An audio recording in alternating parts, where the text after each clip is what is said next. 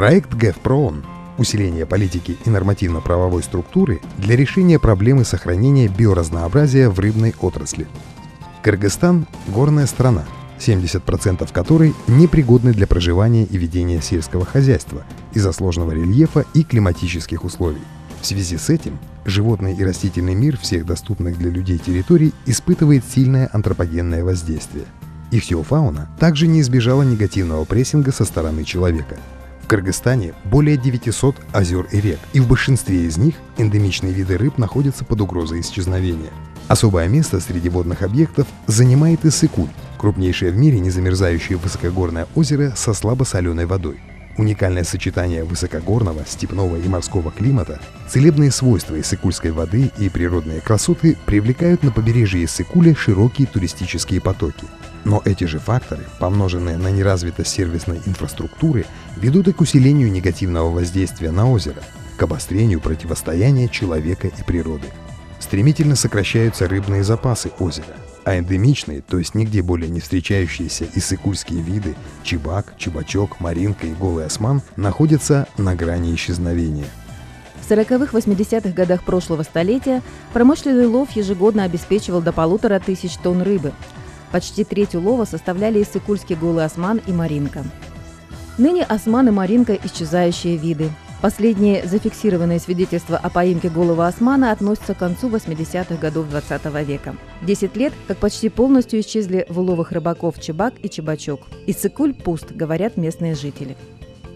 Эксперты видят причину этой ситуации в непродуманной экологической политике, следствием которой стали ихтиологические эксперименты по акклиматизации хищных рыб, вылов рыбы во время нереста, бесконтрольное применение мелкоячеистых сетей и несовершенство законодательства. Совокупность всех этих факторов стала причиной почти полного уничтожения рыбных запасов озера. Катастрофическая ситуация с эндемичными видами рыбы стала объектом внимания экологической программы ПРООН, и в 2008 году стартовал проект усиления политики и нормативно-правовой структуры для решения проблемы сохранения биоразнообразия в рыбной отрасли, профинансированный Глобальным экологическим фондом. Его главная задача – возрождение популяции эндемичных рыб Иссык-Куля. Задача сложная, и решить ее можно только комплексно. Основываясь на принципах экосистемного подхода, проект построил деятельность по следующим направлениям. Охрана мест нереста чебака и чебачка путем сокращения численности нежелательных вселенцев, представляющих угрозу эндемичной ихтиофауне. Программа по искусственному воспроизводству исчезающих эндемиков – Иссык-Кульский голый осман и Иссык-Кульская маринка. Программа устойчивого развития прудовых хозяйств Иссык-Кульской области. Техническая помощь органам охраны окружающей среды и научным организациям, осуществляющим контроль и мониторинг биосферной территории озера Иссык-Куль, совершенствование нормативно-правовой структуры и выдвижение законодательных инициатив для улучшения ситуации в рыбной отрасли. Один из известных ихтиологических экспериментов 60-х годов прошлого столетия по вселению судака в озеро Иссык-Куль обернулся экологической катастрофой. Распространение судака по всей акватории озера и взрывоопасный рост его численности резко негативно повлияли на эндемичные виды иссык-кульской ихтиофауны. Молоть судака почти полностью истребляет мальков, чебачка и чебака. Для того, чтобы набрать 1 килограмм веса, судак уничтожает до 8 килограммов другой рыбы, подрывая природный цикл воспроизводства популяций.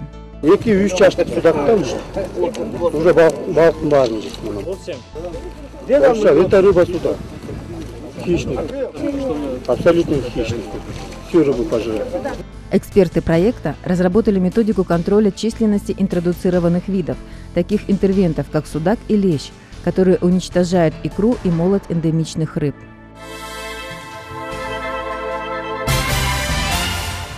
Проект регулирует численность хищной рыбы двумя путями. Это непосредственный вылов судака и леща неводом и уничтожение икры судака с помощью искусственных нерестовых гнезд. Гнезда, изготовленные из травы, размещаются в местах нереста судака, и хищная рыба охотно откладывает в каждое гнездо порядка 300 тысяч икринок. После этого икру изымают из природной среды. Вылов судака неводом производится в акватории Тюбского залива на 39-м и 40-м рыбопромысловых участках, основных нерестилищах чебака и чебачка. Бригада состоит из 10 рыбаков, для которых работа в проекте означает отказ от браконьерского промысла. Ежедневный улов от 100 до 200 кг судака и леща транспорт проекта бесплатно развозит по 16 социальным объектам, детским домам, лечебным учреждениям и сельским советам Айлык-Мату для помощи малоимущим. Мы были очень благодарны тому, что вот именно взял старт такой проект, потому что за счет этого проекта мы все лето могли покормить детей рыбой. Вот, так как у нас здесь в Кыргызстане, вот, честно говоря, нашему детскому дому, например, не по карману в таком количестве и побольше покормить детей рыбой. А рыбопродукты – это очень важный элемент в питании детей. Вот. Это очень важно для детей. И когда этот проект уже в течение вот уже 2 лет, по-моему, да, 3 года, да. 3 года, и в течение 3 лет мы уже можем пользоваться рыбопродуктами для детей, и рыбу. И дети очень рады. Видите, он любит рыбу. Продолжится этот проект или нет, не знаю, но хотелось бы, конечно, чтобы у нас все-таки на столе всегда была рыба. Мелиоративная работа в местах нереста эндемиков уже принесла свои плоды. В том месте, где чебака не видели около 8 лет, во время недавнего мониторинга была зафиксирована стая подзащитных ориентировочной численностью в 25 тысяч годовалых рыб. Мы с односельчанами работали в проекте, защищая места нереста чебака, отлавливали судака, леща. Вот этот район, 38-й участок.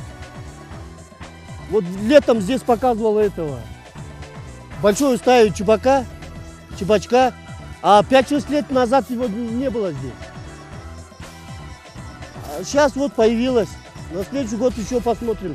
Она на рейс приходит где-то в апреле, в мае месяце.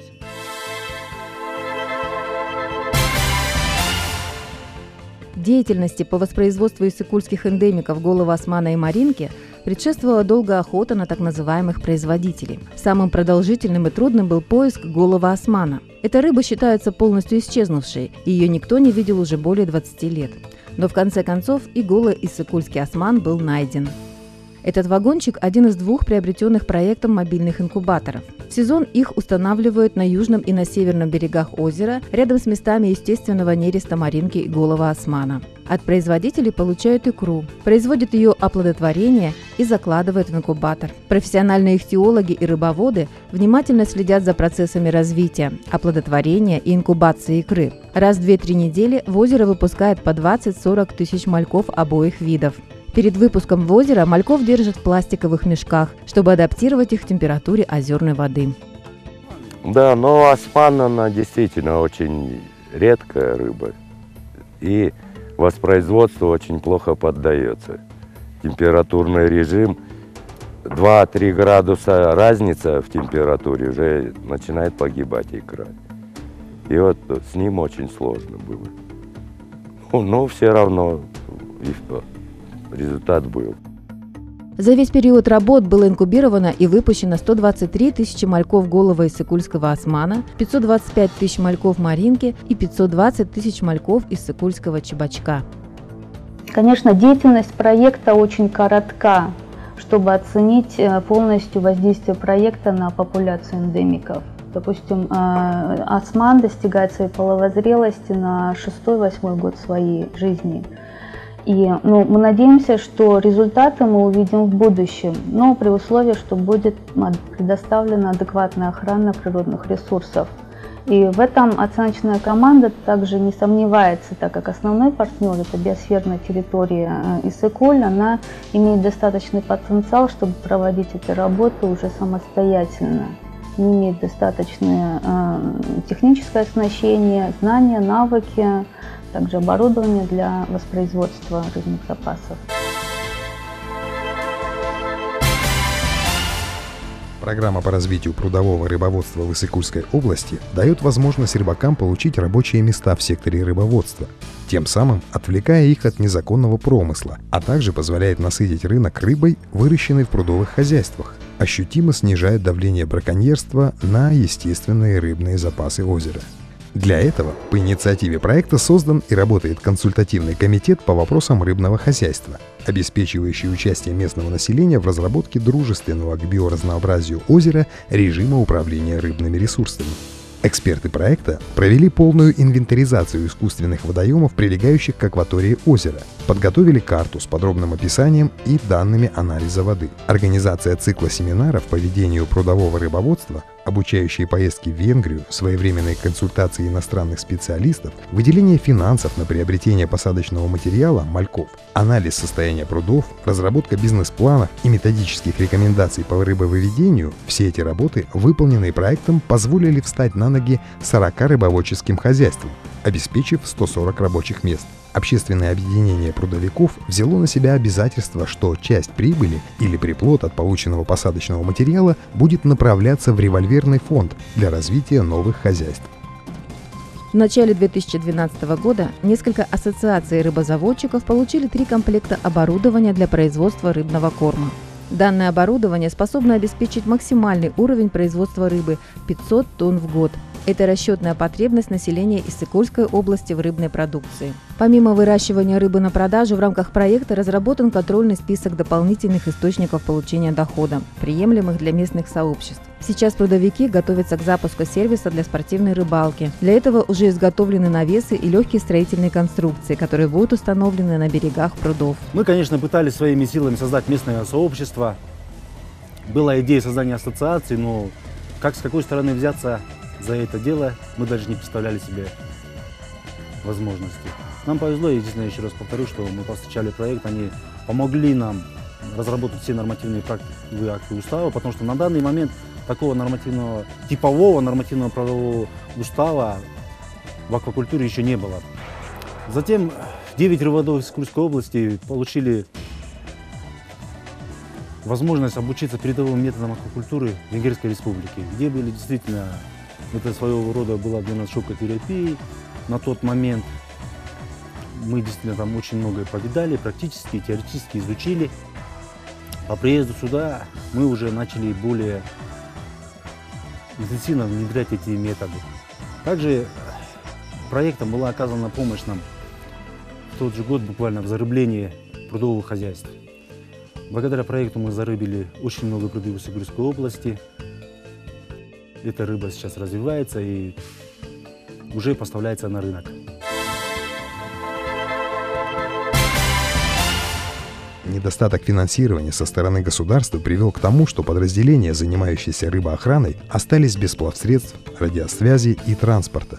В таких условиях сложно обеспечить надлежащий уровень охраны ихтиофауны от браконьеров. В рамках технической помощи проект приобрел и передал органам, занимающимся управлением рыбным хозяйством, 8 металлических и 4 легкие резиновые лодки, оснащенные мощными малошумными моторами, десятки комплектов водозащищенного и зимнего обмундирования, 20 спасательных жилетов, 10 радиостанций, 15 биноклей со встроенными дальномерами, приборы ночного видения, GPS-приемники, фотографическую и компьютерную технику, электрогенераторы.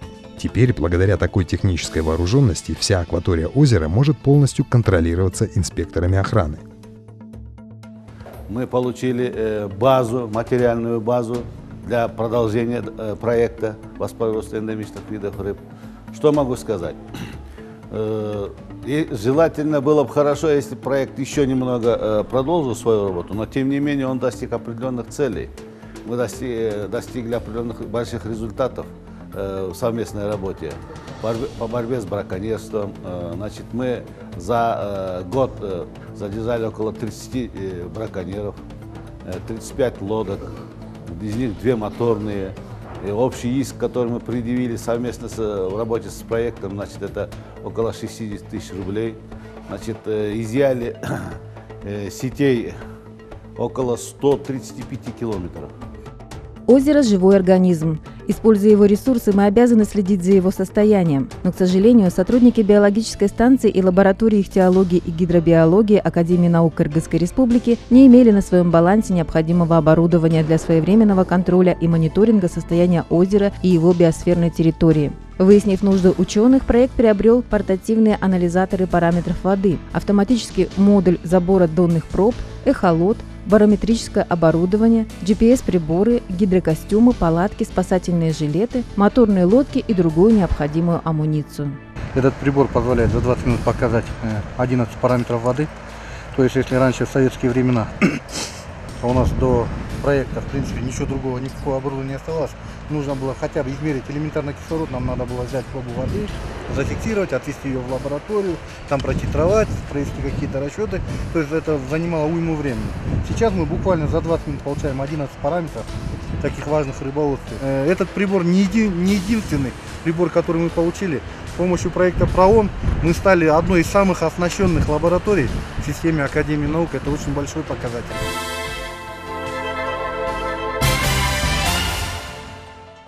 Надо сказать, что в наследство проекту достались не только пустое озеро, но и запутанные взаимоотношения министерств, агентств и ведомств, вовлеченных в управление рыбной отраслью.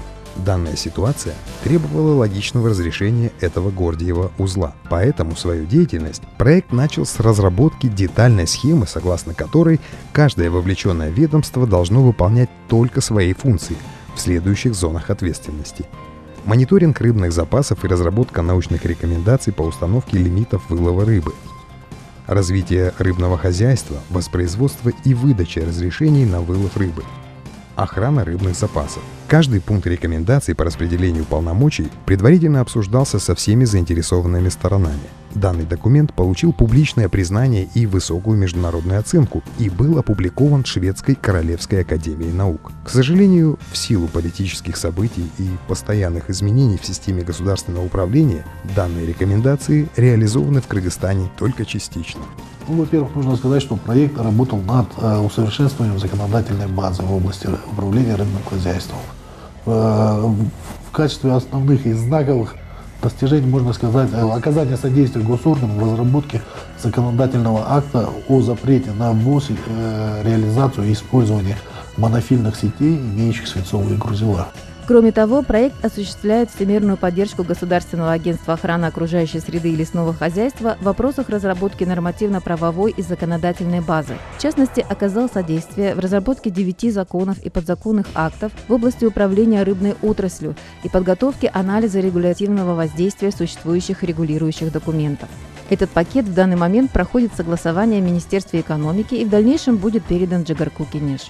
Немаловажное значение придается сотрудничеству с другими международными проектами, что способствует эффективному освоению средств и позволяет достигнуть значимых и практических результатов. На сегодняшний день проект сотрудничает с такими организациями, как Программа деловых консультационных услуг БАС Европейского банка реконструкции и развития и Программа малых грантов ГЭФ. Наиболее тесное сотрудничество развивается с проектом Департамента рыбного хозяйства при Минсельхозе «Содействие управлению аквакультурой и рыболовством в Кыргызской Республике», финансируемым ФАО, агентством ООН, занимающимся продовольственной безопасностью. Между проектами был заключен меморандум о сотрудничестве и ежегодно определяется ряд совместных мероприятий, которые имеют значение для развития отрасли.